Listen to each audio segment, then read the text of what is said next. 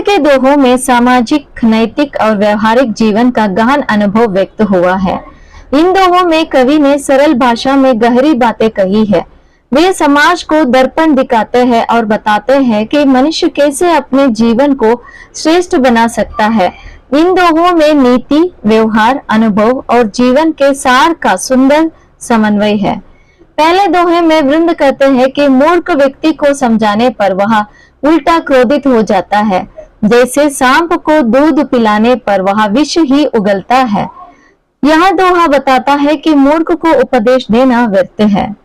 दूसरे दोहे में कहा गया है कि अपनी स्थिति को देखकर ही किसी कार्य की योजना बनानी चाहिए। जैसे व्यक्ति को उतनी ही पसरना चाहिए जितनी लंबी चादर हो। अपनी हैसियत से अधिक प्रयास करना हानिकारक हो सकता है। तीसरे दोहे में कवि कहता है कि परिश्रम को कभी नहीं छोड़ना चाहिए। केवल दूसरों की मदद पर आश्रित रहने से कुछ नहीं मिलता। जैसे घड़ा तभी भरता है जब आकाश में बादल हो और पानी बरसे।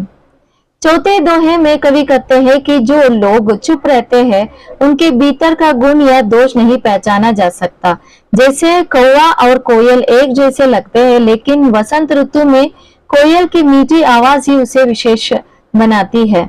पांचवें दोहे में वृंद कहते हैं कि केवल वही व्यक्ति सम्मान के योग्य होता है जो गुणों को पहचानता है। कोयल आम को खाती है, अब की कौवा नीम की कड़वाहट पसंद करता है। छठे दोहे में कवि कहते हैं कि जो मन को प्रिय लगता है उससे जुड़ने का सुख अलग होता है। जैसे मोर घनघोर बादलों की आवाज सुनकर नाच उठते हैं, यह मन के भीतर के रस की पहचान है। सातवें दोहे में कहा गया है कि वही बात सुंदर होती है जिसमें हृदय का प्रेम छिपा हो। प्रेम से कही गई गालियां भी मधुर लगती है। आठवें दोहे में वृंद व्यापार में कपट को घातक बताते हैं। जैसे लकड़ी की हांडी केवल एक बार ही चढ़ाई जा सकती है, उसी तरह धोखा देने वाला व्यापारी बार बार विश्वास नहीं जीत सकता। नौवें दोहे में कवि कहता है कि मैना पक्षी अपने भाव को स्पष्ट बता देती है। जैसे एक साफ आईना अच्छे और बुरे दोनों को सिखा देता है। यह पारदर्शिता और सच्चाई का प्रतीक है।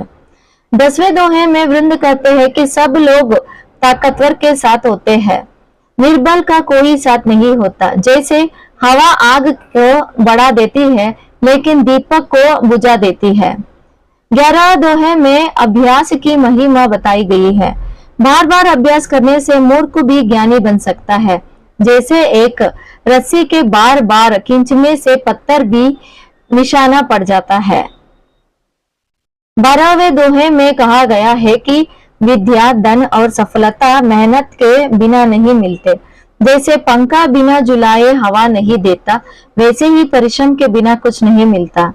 इन सभी दोहों में वृंद ने जीवन के अनुभवों से निकली शिक्षाएं दी है। उन्होंने समाज, व्यवहार, नीति, गुण, अभ्यास और परिश्रम जैसे विषयों को अपनी सरल भाषा और गहरी दृष्टि से प्रयुक्त किया है। इन दोहों में एक आम आदमी के लिए जीवन जीने की कला समाई गई है। वृंद का संदेश यही है कि जीवन में बिना दिखावे के सच्चाई, मेहनत, समझदारी और विवेक के साथ चलना चाहिए।